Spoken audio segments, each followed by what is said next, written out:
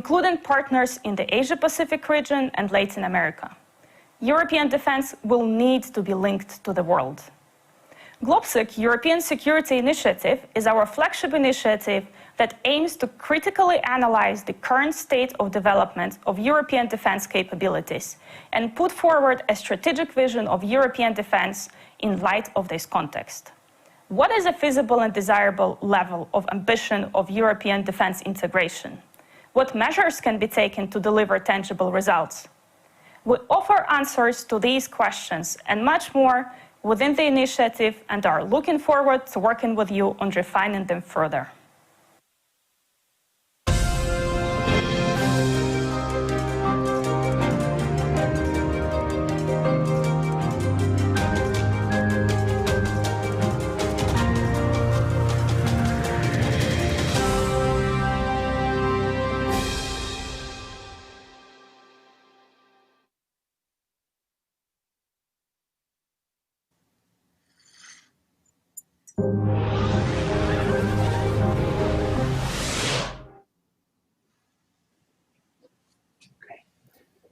So, welcome everyone to our panel discussion on greater European strategic autonomy, as the panel is called, since we only have 45 minutes for a highly important and interesting topic and really a high-class panel. Let's zoom right into it. I'll do a quick round of introduction. My name is Kai Küstner. I'm currently ARD German radio correspondent in Berlin. I used to report on the war in Afghanistan from South Asia and also spent 5 years for ARD in Brussels, where I firsthand experienced the EU effort to come to terms with the Russian annexation of Crimea, the Brexit referendum, and of course, last but not least, the Trump election, all of which were probably the main triggers for a push for greater European strategic autonomy, which is our topic today. But who you really want to hear are our panelists. I'm happy to present you 2 civilians and 2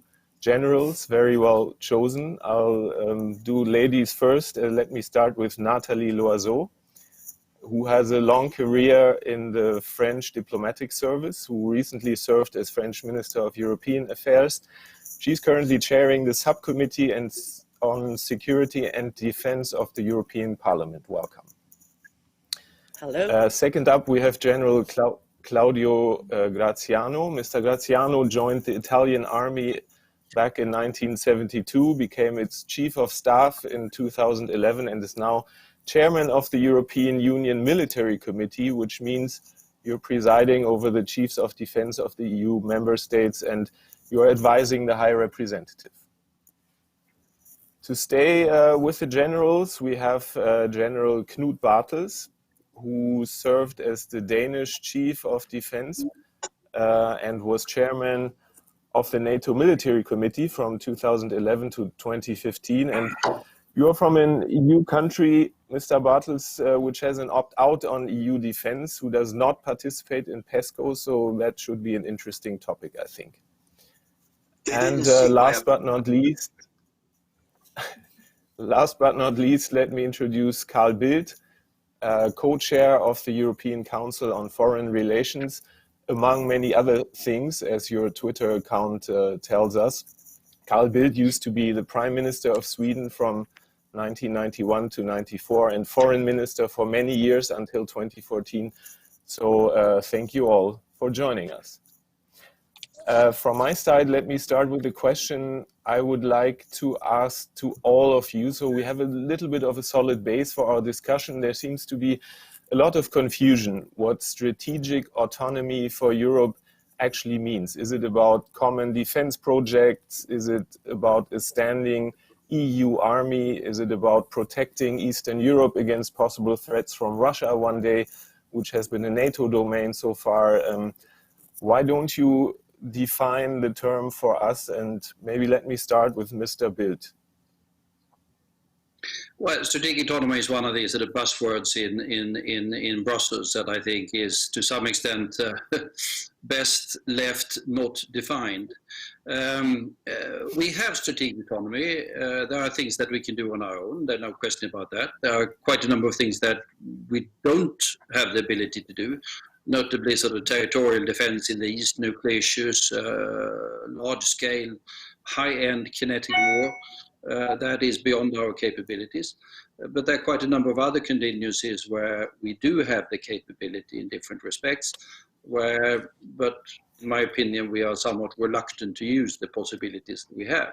And then there is, of course, the intention to gradually broaden the area of questions and contingencies where we have the ability to operate European without American support, that is. Thank you, Mr. Bildt. Mr. Graziano, would you like to go second and give us your basic definition? Thank you, and I salute all the other panelists. And I am just back by Berlin anyway, where I was attending the defense ministerial yesterday and this morning, and we discussed also this issue. Now, strategic autonomy is, I would say, is something very important, very strategic for the European defense construction. It's a critical element, is a fundamental element. Sometimes has generated some misconfusion or misperception, but it's something really, really important. It makes the ability to act, the operational part, and of course also the development of an European defense, so an industrial part. But I would like to say at the beginning that strategic autonomy means the ability not to act alone or without something, but to do something with partners when it's possible, or alone when it is necessary or required or appropriate. If you want, if the others, NATO, the other organization, are not interested or not appropriate to operate in this context. And in this moment is absolutely mandatory to reach this kind of level of strategic autonomy if Europe doesn't want to fail in the construction of this global strategy and in becoming a global security provider and be more proactive in this world with all the challenges that we had even before the COVID-19. It was already putting at stake the security of Europe. Also because one thing that the European Union has realized, I have also been a NATO officer up to yesterday before becoming the chairman of the European Union, so I know very well also the NATO environment. But one thing that Europe has understood, that there is probably no military solution to the crisis, but there are no solutions without the military. So the military component, even as a deterrence, is a key element for the solution of all the crises. And the ability to use also the hard power, it's an element of the policy, as an element of CSDP missions and operations.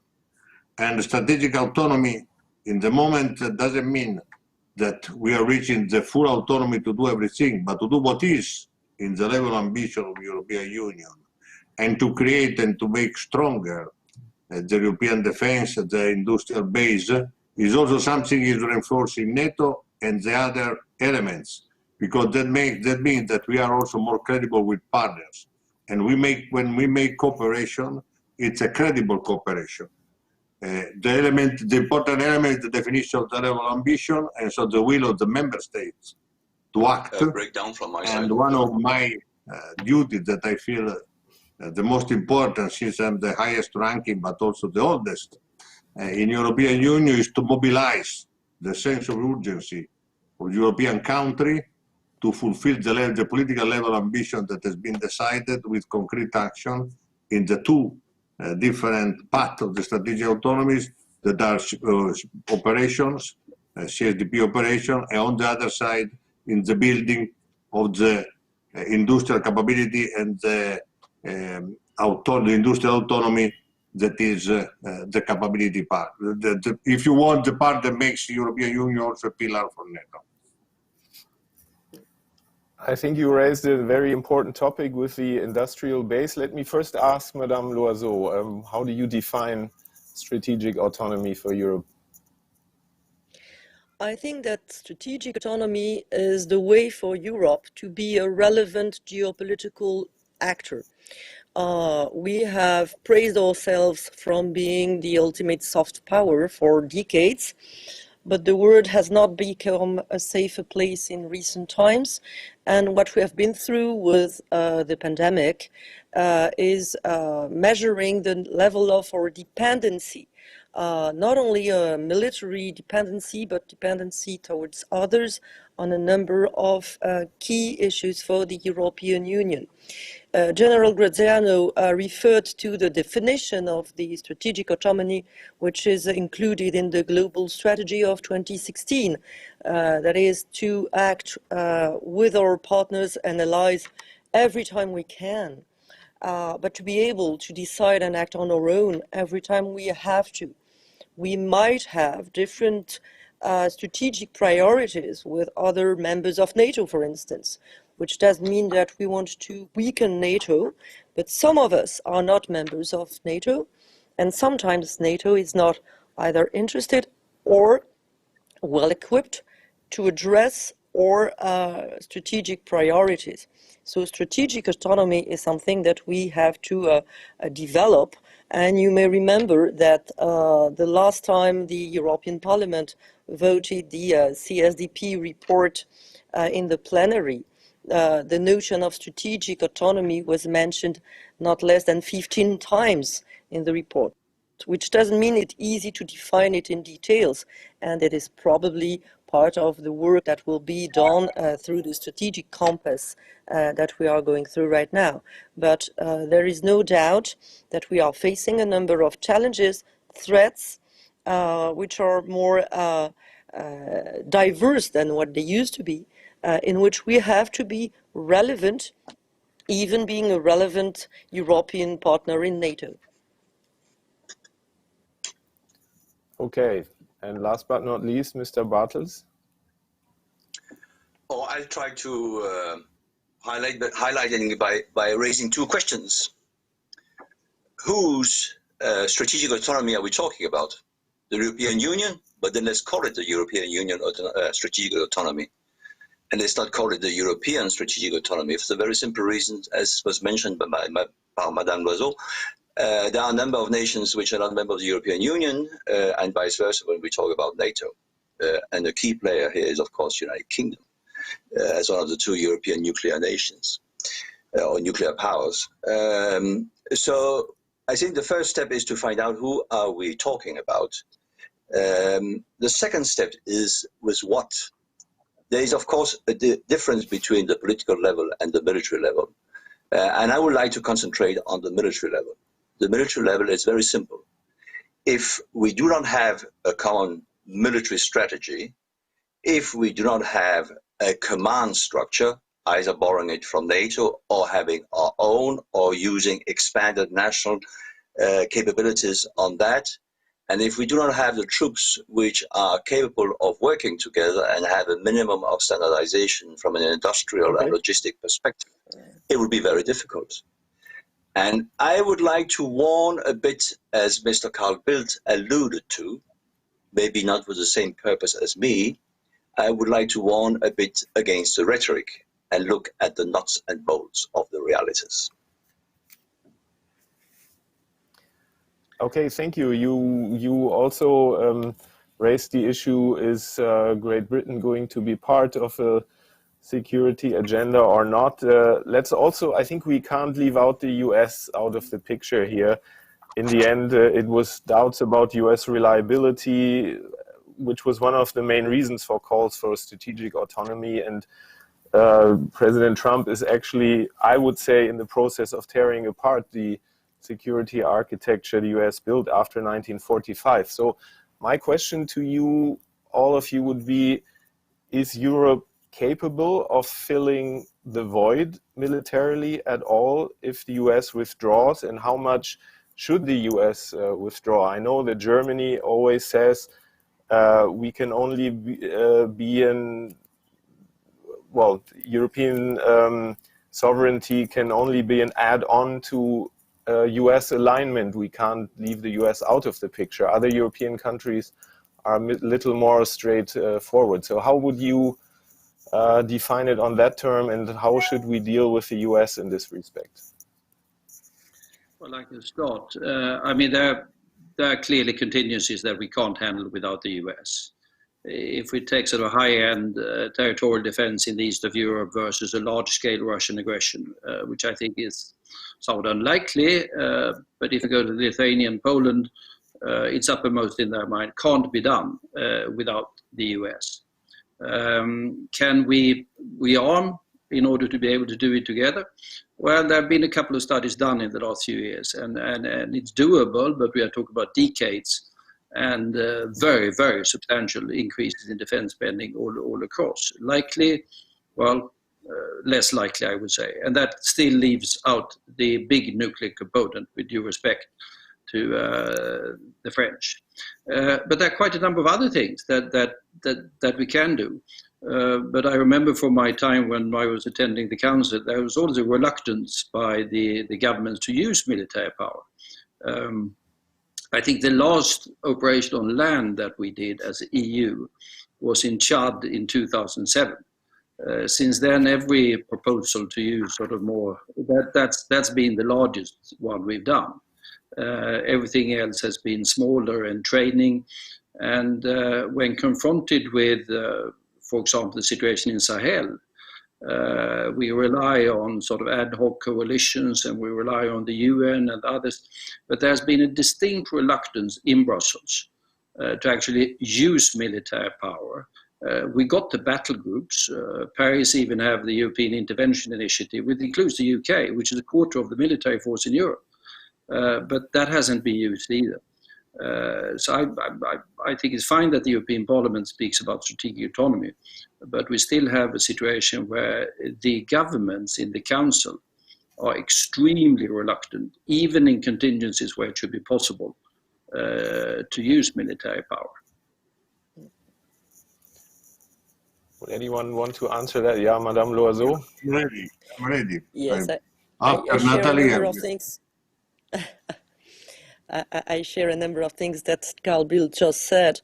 There are obviously issues on which we depend on the United States, and there is no will and no way to replace the United States.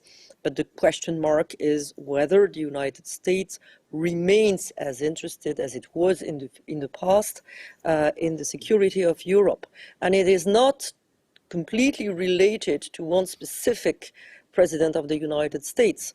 With President Obama already, the notion of pivoting to Asia was the key of the way the United States was viewing its own strategic priorities.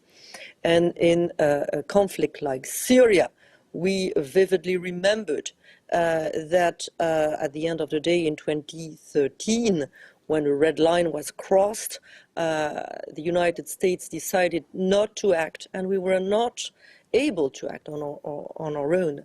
And the European Union and Europe as a whole lives with the consequences of the Syrian conflict without having the capacity to act. Carl Bildt is right in mentioning the reluctance of member states. Sometimes they decide on military operations and missions on paper, and they turn them back at the moment where they have to provide staffing and equipment for these operations and missions. And we are more timid, more shy than what we were in the early 2007, as you mentioned. We have become more reluctant at a moment where our neighborhood is less stable. We will probably discuss the situation in the Mediterranean, and I'm not talking only about Eastern Mediterranean, but the situation, if you see Syria, Lebanon, Libya, is a situation where our security is at stake, and there is very little interest from the United States to get into this situation and to provide with military support. So what do? Do we blame the US? Do we complain about the situation? Or do we realize that we have to be able to act autonomously? You also mentioned Sahel. And thank you for mentioning it, because my home country is, of course, very much involved in the security of Sahel, with some difficulties and some success. Well, there are European missions, but there are light footprint missions. There is the UN, but we know that we still depend on the United States, and we still have question marks whether the United States will continue helping us in the Sahel. And I can understand why, seen from Washington, this is not a priority, but seen from Europe, this is obviously a security challenge. Yes. Now, since if I you may, just mentioned yeah, please go ahead. I'll give you the floor directly. yes, thank you. And also taking notes of what General Bartel said, we have to be clear that absolutely there is no competition between the European Union and NATO. Of course, collective defense, it belongs to NATO, and in all the meeting we make is always about increasing cooperation with NATO. But in this moment, we have to be concrete, as it was said, and sometimes this cooperation, this tactical and operational cooperation, is a little bit more difficult than in the past for many reasons. And there are new challenges that are coming from the south. I'm just speaking about Libya to make an example, or in this Mediterranean, in which NATO in this moment is not in condition or in the will to act. And of course, we are not thinking about a European defense without the United States, because as it was said yesterday during the meeting, of course, if we go in operation in Sahel, we hope to be able to be more proactive and to have an increasing level of ambition. It will be much better with the American ISTAR at disposal. It depends if it's available or not available. So if it is not available, there are a level of ambition or a number of mission operations in which we must have this autonomous ability, or go out of the game. And I am referring again to the main, what is one of the main efforts of main theater, that is the Central Mediterranean and Libya, in which there are European operation and NATO operation. In this moment, there is not cooperation between the two because lack of agreement. But this one is an operation that is vital for the European Union to enforce the United Nations resolution and the decision taken in Berlin. Of course, it becomes a matter of will of the nation. You need a military strategy, yes. Since 2016, a lot have been done. And now there is the strategic compass that is going to set the threats and try to have a better coordination between PESCO and the EDF. Is needed a military structure? Yes. In the past, when we had the possibility to use Berlin Plus, it was possible to make use of the NATO command, the NATO command structure to run a European operation. This moment, for different reasons, is not possible. So there is no alternative to build a European ability to run operation. That is also be true leading nation like Atalanta, that is an Italian quarter, a Spanish headquarter, Irini, it's an Italian headquarter, and for example, in Bosnia and Herzegovina, it's still NATO because it's under Berlin Plus. But a planning and conduct capability is needed. Of course, in the best world, we could do much better in cooperation with other organizations, but that's the reality in this moment. If we have to face the reality, we have to face that the geostrategic situation in Mediterranean, for example, has changed a lot. There are many crises, Arab crises along different places in the world and along the sea. And in some ways, the world is much closer to European Union. After that, clearly, is a difficult moment, because in this moment, it's difficult to have any agreement also in the Security Council of the United Nations, and in this moment NATO is withdrawing from other places and is more concentrated on the collective defense, and a building of a better European Union, more autonomous capabilities, and the building with the EDF and the other means of better European forces means helping NATO, because there is, as a matter of fact, NATO is the most important military alliance in the world. United Nations, European Union is an international organization that has also the ability to put funds and to finance the development. So we have a European Defence Fund, we have European Peace Facility, we have Recovery Fund that are the way to support these initiatives. Of course, the cooperation with United States. Mr. Graziano, sorry, we'll come to the defense fund as well. But since you all mentioned the Mediterranean, let me ask a provocative question. There is this current escalation between Greece and Turkey for the moment. So you have one EU and NATO country, Greece, doing maneuvers with France, your country, Madame Loiseau, and another NATO country, Turkey, doing a maneuver with the US, while a third EU nation, Germany, is trying to negotiate peace. To be a bit provocative, isn't that working exactly in the wrong direction? Doesn't that show that it's very difficult with strategic autonomy in Europe? Mr. Bartels, yes. I think you wanted to comment. Yes, even though you have asked a question, I will very quickly, I will also come to that question, but I will start by saying Mr. Carl Bildt talked about the probability, high or low, of a potential Russian aggression against Baltic states and Poland and so on. And we could have an interesting discussion about that issue. But what I would like to say is that the world is full of strategic surprises. If we look at what's going on in the Aegean Sea and other places for the time being, I don't think many of us would have foreseen that a number of months ago, even though there might be signs of it.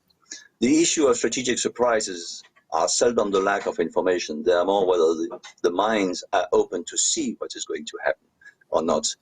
And unfortunately, military history and also grand strategy is full of surprises. So I would be careful in discounting what is called full spectrum threats when we talk about Europe. But otherwise, I fully take the point of what has been said, and let me just say, to reinforce Madame Loiseau's view on President Obama. President Trump is not responsible for what's going on. This has been going on for some time, and may I just say that one of the reasons why it's going on is because the Europeans do not want to carry the responsibilities for their own defense. We have limited budgets, and let me say a few words about the budgets. I would say we use a substantial percentage in all the big nations in the European Union to fund national military industries at the expense of maybe at least as good and cheaper common equipment. So we could probably make better use of what we have as funds for the time being if there was a bit more rigorous approach to that issue. As to the question you just raised as to Greece and Turkey. Well, Turkey is where Turkey is, partly because Turkey, now whether Turkey, member of the European Union, would have made any changes, we do not know for evident reasons. Whether Turkey really wanted to become member of the European Union, I do not know. But what I know today is that the Turks feel that they have been looked. We have been looking down at them. This I have experienced through a number of years now. And we shouldn't be surprised they are where they are. I think that the nations which can make a difference, I think the European Union has to play a role, but it has to be extraordinarily careful. And Paris, Berlin, and Athens will have to be very careful, and also Nicosia. And maybe the outsider which can really make a difference, that's Washington. But probably you can forget everything about that on this side of 3 November. So we are facing a very difficult situation, and whether the Chancellor will be able to fill the gap, I don't know. But this might be a very bad repetition of what took place in 1974, which led to the Turkish intervention in Cyprus. Not that I think that anything along those lines will take place, but it might lead to an unnecessary conflict between two NATO allies and thereby indirectly a very difficult situation between the European Union and NATO. And there will be no winners. Yes, Madame Loiseau, directly on that issue. Yes, I agree on the fact that the situation is very tense and dangerous. I would not agree by saying that we were looking down at Turkey and that that's the reason for what's happening. What's happening is due to an authoritarian regime in Ankara, which distanced itself from our strategic priorities, but also our fundamental values. And the European Union bears no responsibility on that. On the contrary, the problem with Turkey now is that what's happening in Eastern Mediterranean is just one more episode of Turkey acting against the interests, the security interests of Europe. You could mention the military operation of Turkey in eastern Syria, which put obstacles to our own fight against ISIS. You could mention what's taking place in central Mediterranean, where Turkey does not respect the arms embargo decided by the United Nations Security Council regarding Libya. There are a number of issues in which our security interests don't match with the security interests of a member of NATO. And I would not go back to some very famous comments made by President Macron about NATO, but I think that there is a need for strategic discussions within NATO about what are common threats, what are common attitudes, pushing for peace and preventing tensions and military risks. And my position is that if we want to avoid more tensions and more risks, we have to show or resolve and to show that our sovereignty, our borders are something that someone cannot play with. Otherwise, if you remember what President Erdogan said yesterday, he said, if the Europeans want to be serious, they have to be ready to pay a price. Otherwise, they have to let us go. At some point, we have to say, this is enough. If we want a dialogue, if we want diplomacy to prevail, we have to show some strength and some resolve. I'll give for a quick answer, I give Mr. Graziano the floor. May I Go ahead for a quick answer. Yes, very, very fast. At the beginning of the year, also the High Representative said that with the intervention of Turkey in Libya and the activity of Russia, the geostrategic situation is changing Mediterranean.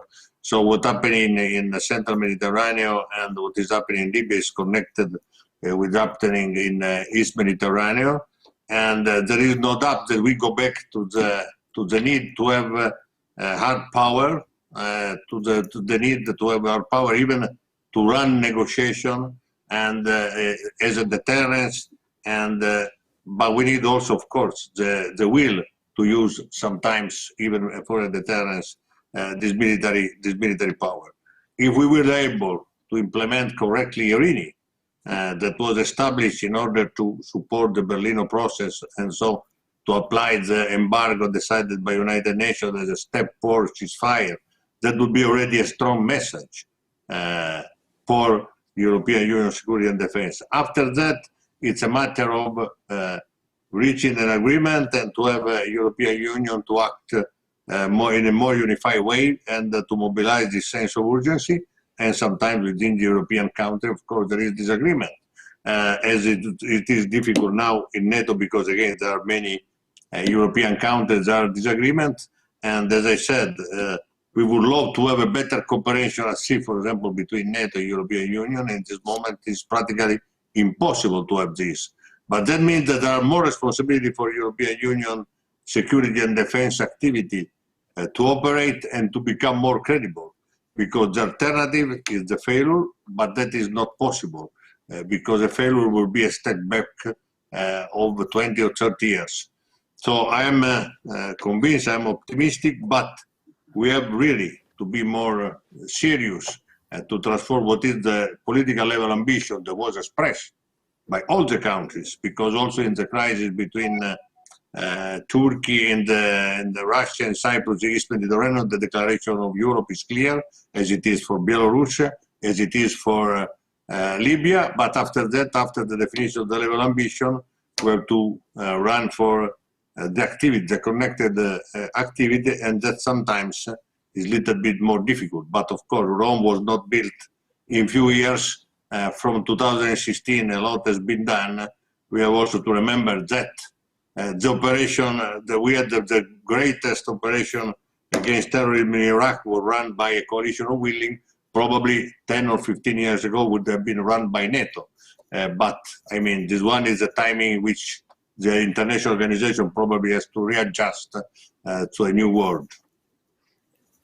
What we haven't talked about yet is, let me just bring in the audience at this point, Mr. Bild, and I will give you a chance to answer then as well. What we haven't talked about yet is PESCO, the so-called sleeping beauty of EU defense, and the European Defense Fund, which I think is very important. But right now I would try to bring in other participants. Maybe their questions will focus on that also. So I would like to raise questions from the audience, please, for this moment.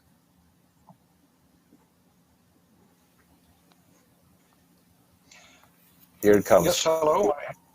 My name is Tony van der Tocht from the Klingendahl Institute in The Hague. I have indeed a question about the Defense Fund. I have noticed the European ambition in the field of strategic autonomy. The Commission presenting itself as a geopolitical commission. But when you look at the budget negotiations on the multi-annual financial framework, you see that the budget for defense has been decreased enormously when you compare it to the original figures. So how credible is this European defense still if we look at the threats and challenges which we are facing not only in the south but also in the east of Europe? Yeah, if I want, I can say my opinion. Of course, at the beginning, European defense funds were 13 billion. Now it's 7 billion in 7 years. It's the first time we have 7 billion, so you can see the glass half empty or half full. I would love to go back at least to 13 billion. I want also to remember that the European defense funds are only for research and development up to the acquisition of the first prototype. So it's in order to build a stronger European industry and to support these capabilities. That is extremely important.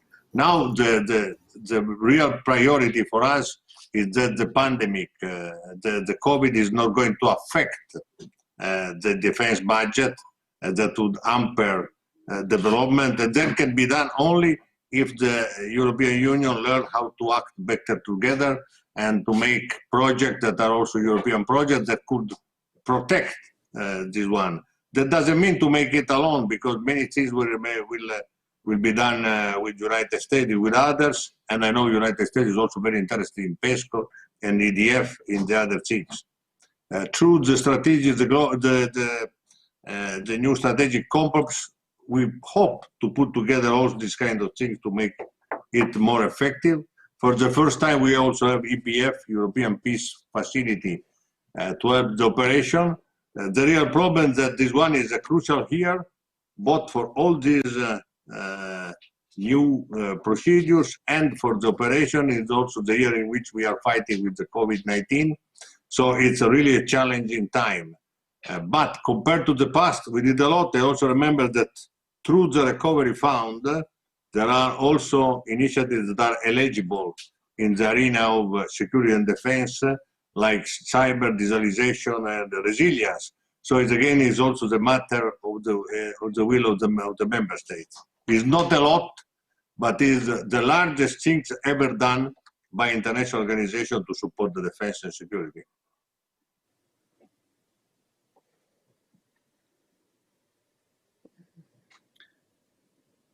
Could I just come in and say that the EDF and PESCO are of course good things, but we will only know sort of 10 years down the road what capability increases they have resulted in that we would not have had otherwise.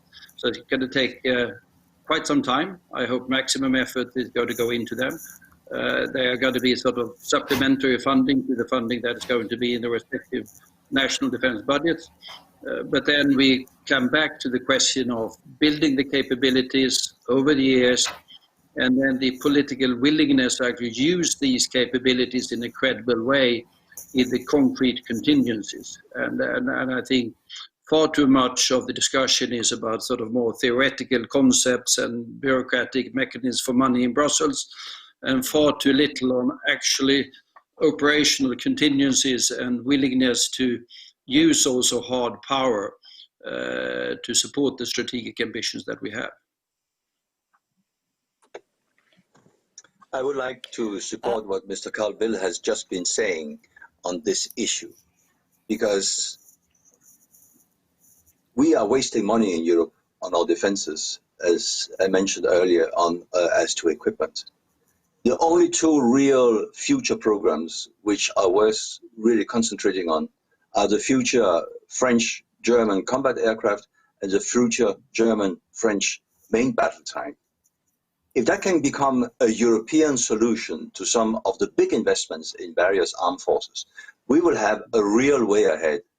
Until further notice, we are using a lot of money on nationalizing our own equipment and making it impossible for small nations such as the one I come from to have any influence or any hope to get anything at a decent price. Why do you think the F-35 has been bought by a number of European nations? Because the Europeans, the big nations, have not delivered. It's as simple as that. And we should not forget the nuts and bolts. There's too much rhetoric and not enough facts. Sorry, just to make a specification. For EDF, you need at least 3 countries with 3 different entities. So 2 countries are not enough. The 2 projects, for sure, the main battle tank and the future air combat system are going to be part of EDF, but I don't know in which one of the, in which forum, in which combination. There is also a big difference between PESCO and EDF. EDF is only research and development. PESCO is capability development, so it's for immediate operation and can be done in a different manner, is financed by the member states, can be financed by European Union if they are also EDF projects. So everything is pushing on the possibility to have EDF supporting. Another important thing, I don't want to run the job actually of the Commissaire Breton, but it's the fact that one of the specific points EDF is that all the countries have to be involved. So there is to be this spreading of things, and a large part is dedicated for medium and small enterprise. The idea is to change the way of run the project. Actually, nobody can make the project and be in the leading nation and having the European fund. The idea is that all the countries have to participate to the project and to find this agreement and this support. It's probably difficult, it requires time. Sometimes it's easier to go outside to make expenses, but again, Europe was able to put 750 million in the recovery fund. Nobody else can do something like that. And also with EDF, is the first that makes this tentative at least. It's an advantage. We have to take possibility of disadvantage. After that, again, the usual is up to the member state. But as a military, my duty is to provide an unfettered and honest advice. And with my rank and my age, I must do it. And to say, don't waste this opportunity, because our nation, maybe with COVID, are a little bit more fragile. With the support of Europe, they can be much stronger, and COVID can be something that help to build the future. This is the first If time I I heard may, the word COVID. Just very quickly, Madame Loiseau, to sum it up, because we are running out of time. I would simply mention that as General Graziano, I would see the glass half full on EDF. It's a first. Maybe we would like to have more money on EDF, but it's a first, it's a start, and it's a good start. I'm more concerned about national defense budget. We were lagging behind, a number of member states were lagging behind even before the pandemic. And now I'm even more concerned about too narrow defense budgets. And for once, I would agree with Donald Trump that we are not doing enough for our national defense efforts. And I'm somewhat concerned with PESCO, I have to say. I'm concerned that it becomes bureaucracy and processes, as Brussels is so good at, more than something ambitious. At the beginning, we wanted to have something ambitious and inclusive. It became extremely inclusive. I'm not sure it's sufficiently ambitious. And we have to have a clear oversight about what's taking place. And I do regret that the European Parliament doesn't have a say in what's taking place on PESCO. Okay, thank you. As I predicted, 45 minutes pass very quickly. I think we could go on for at least 24 hours. But I want to say a big thank you for a lot of insight from all you as panelists. Luckily, I don't have to say get home safely, as I would have if we'd met in person. And I would like to tell our audience that a highly interesting topic is coming up in a few minutes. The title is Update on Israel-United Arab Emirates relations after they announced to normalize their relationship. So enjoy that, and thanks once again to all of you, and hopefully talk to you soon or see you in person. Thanks. Thank you. All the best.